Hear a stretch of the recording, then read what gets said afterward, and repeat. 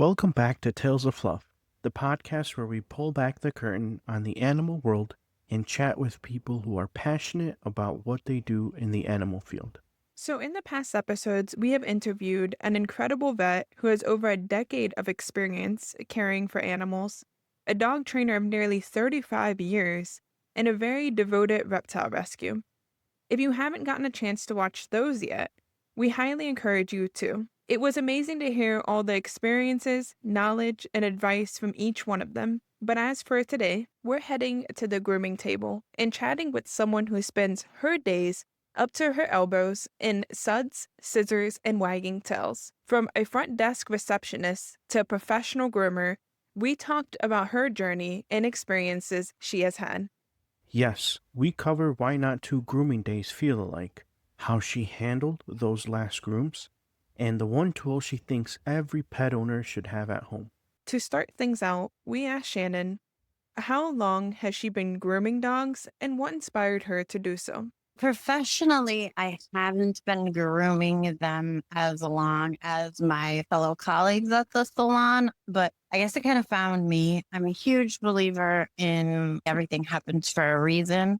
So I ended up working as a receptionist and working my way. It just kind of fell into place. I started there as the receptionist, and then because of employees and times and all different various things, I ended up learning to groom. And now that's all I do.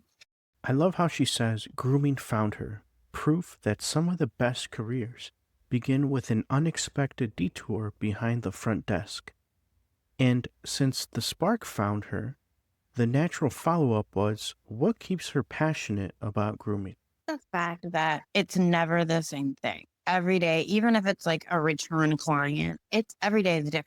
Like dogs are very much, and even cats are very much like people. They have their personalities, they have their good days, they have their bad days. I mean, in the ever changing education, and I like to work with animals, and I feel like I'm helping in some sort of way. And that was always a big thing for me looking for a career. I always wanted to do something that I felt like I was helping, and I feel like I'm helping. When she explains that each dog, even the regulars, are different, it sounds almost like a brand new puzzle each and every day.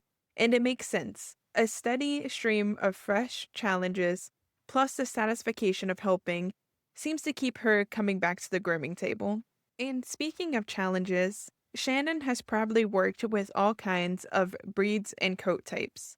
We were curious which was her favorite. So the next question was whether there's a breed or coat type she finds especially satisfying to groom and why. I don't necessarily have like a favorite breed to work on. I guess a coat type would be more my thing. I love doing a D shed. Like I feel like I've totally mastered. Like that is just my thing. There's just something about watching it all just melt off during the process. I don't know. That's my thing. I love it. And like I said, I feel like I've mastered it because we've had a lot of various different dogs that most groomers would say, well, we need to shave it. And I get it. There is a humanity over vanity. And if the dog couldn't withstand the process, absolutely. But I feel like with the skills that I've obtained and the knowledge that I have, I can pretty much get it done in a pretty fast, timely manner, less stressful for them, and they look amazing. When we asked her that question, I was expecting her to say her favorite was giving a dog a perfect round top or puffy round paws, but she surprised us. Her go to joy is de-shedding, and honestly, after watching so many TikTok videos of de-shedding, that's understandably satisfying. This made us wonder about the long term bonds groomers can build. So, our next question we asked is if she has ever groomed a dog throughout its entire life, from puppy to senior, and what bond they shared. I've had some from puppyhood that I'm still working with, and then I've come in middle till the end, and it's rewarding and sad and exciting. And I guess it just depends. Unfortunately, I haven't had the experience of being with one its entire life. She hasn't yet followed a dog from its very first bath to its last. But the care she puts into every session makes it clear she hopes to share that full journey one day. That dedication naturally raised a tougher subject. Has she ever given a final groom to a dog before its passing? And how did she cope with that situation? We absolutely have. We have done that numerous times. I mean, in both, unfortunately, with the knowledge that that was going to be their last, or unknowingly, it ended up being their last. I think a lot of that, how you go into that, is very much, what their physical capabilities are, and then your personal relationship with death. I think that factors into how a person goes about handling it. But I think the majority of the time you spend not looking to make them perfect, but it's more about a comfort and spending your last groom with them, more cuddling and loving on them. Shifting the goal from perfect cut to pure comfort hit home. More cuddles, less clipping, and sometimes that's the most important service a groomer can give. Now, because rescue work can bring some of the toughest challenges, we wanted her perspective on it. Could she share a particularly challenging grooming experience that ended up being incredibly rewarding? Because we've worked with a lot of rescues, there's been quite a few that come in, and not only physically is their condition terrible, but mentally and emotionally, they're either terrified or just completely shut down, and giving them a start over, right? Like, so taking away all the yuck and making them feel better physically, because sometimes some of them, their movements are restricted because of the shape their coat is in. So giving them the chance to have a fresh start, and then seeing them, just kind of even just a tiny bit relaxed, because again, they're coming in from terrible conditions and limited experience with people, and the experiences they probably have had haven't been positive. Getting them to trust you and at least relax a little is super rewarding. That kind of turnaround shows why all the time and effort are worth it in the end. We next explored salon anxiety and posed, what's her secret to building trust with a nervous or anxious pet during grooming sessions? My secret, I think, is knowledge. I think if you know how to read the signs that they're giving you, because I mean, dogs don't speak, right? So you have to be able to learn how to speak their language and read their signs that they're giving off. And I think once you have a really good understanding of what the dog is trying to tell you, and then when you go in with confidence and an extreme amount of patience, I think that's probably the best. Her formula, read the signals, carry confidence, and pack patience, sounds straightforward, but it takes real skill to pull it off. Even with those tools, some days a groom simply can't happen. So the conversation moved to whether she has ever had to turn away service because a pet was too nervous or too aggressive. And how did she handle that experience? I think in any situation, the most important thing is communication with the client's owner, with the person. As long as you keep an open line of communication with them as soon as they walk in the door, I think that's huge. I think if you start from the beginning, you kind of get an idea of where the dog is going to be a little bit, or how they're going to react when they first come in. Some it actually changes once they're away from their person, but if you go over with their person what your goal is, how you plan on achieving that goal, and then if not, what the steps would be, I think that makes it a lot easier. I mean, because there are some times where people, they've had their dogs groomed somewhere else and they've had no idea that their dog has ever had any issues with any part of the process, and they seem surprised. And again, like I said, if you keep an open line of communication, it goes a lot better. Of course, you do have the few that, they're just not willing to hear it, or whatever the case may be. As long as you keep the patience, the communication, and then the willingness to continue. We may have to end it today, but let's try this in a couple of days or in a week from now. and builds the bond and the relationship. I think that has been very helpful for us.